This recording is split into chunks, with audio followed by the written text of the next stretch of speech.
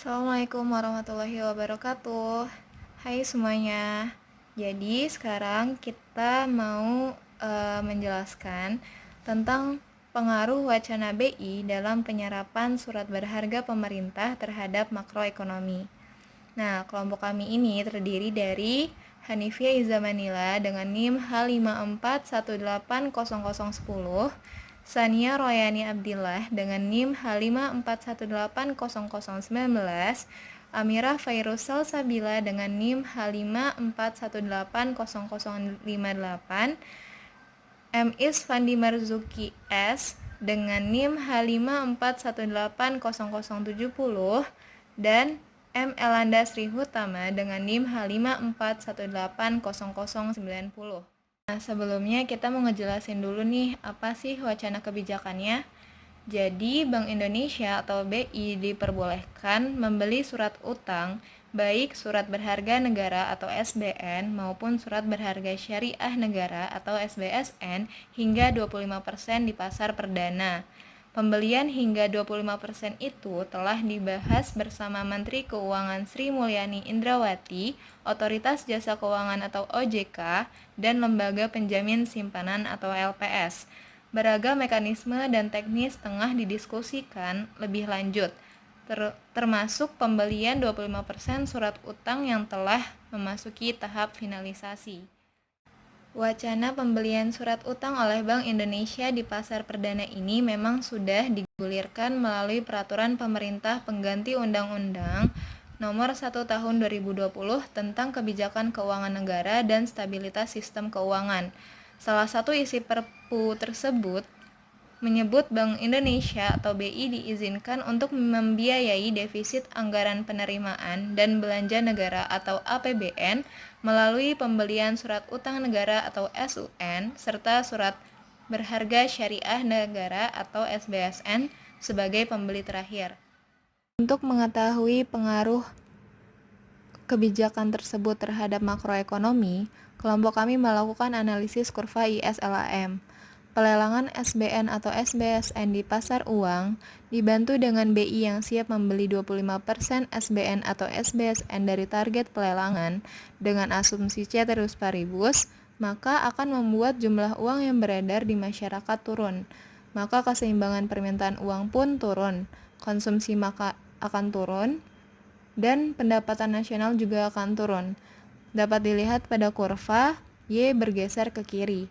Oleh karena itu, pada kurva ISLAM, kurva LAM bergeser ke kiri atas dan mendorong persentase bagi hasil atau A naik. Adanya pergeseran pada kurva LAM pada kurva ISLAM tersebut, maka berdampak pula pada penurunan kurva AD pada kurva agregat demand agregat supply, sehingga Y turun dan tingkat harga juga akan turun. Mengenai wacana tersebut, pengamat ekonomi dari Center of Reform on Economics Indonesia, Peter Abdullah Rejalam, mendorong pemerintah menerbitkan surat utang negara dalam nominal rupiah karena skema pembelian oleh Bank Indonesia memungkinkan pemerintah menetapkan suku bunga lebih rendah dengan tenor yang wajar.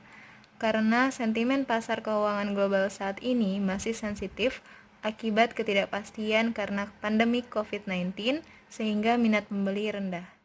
Peter melanjutkan, meski penerbitan SUN global dibutuhkan karena kekurangan dolar akibat menurunnya ekspor, penerbitan instrumen investasi internasional itu dapat dilakukan ketika wabah COVID-19 sudah mereda dan sentimen pasar mulai pulih.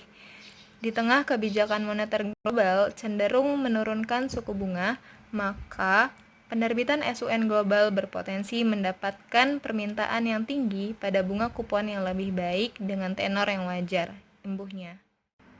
Maka kelompok kami menarik kesimpulan bahwa yang pertama, Bank Indonesia atau BI diperbolehkan membeli surat utang baik surat berharga negara atau SBN maupun surat berharga syariah negara atau SBSN hingga 25%.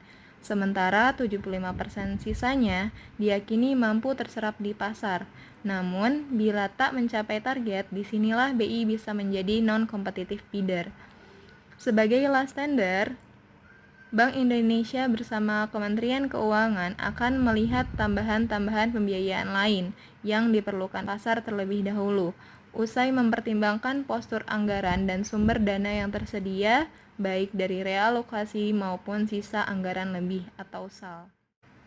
Yang ketiga, pemerintah hendaknya menerbitkan surat utang negara atau SUN dalam nominal rupiah, karena skema pembelian oleh Bank Indonesia memungkinkan pemerintah menetapkan suku bunga lebih rendah dengan tenor yang wajar. Dengan begitu, pemerintah tidak akan dibebani oleh pembayaran bunga SUN yang tinggi dalam kurun waktu yang panjang.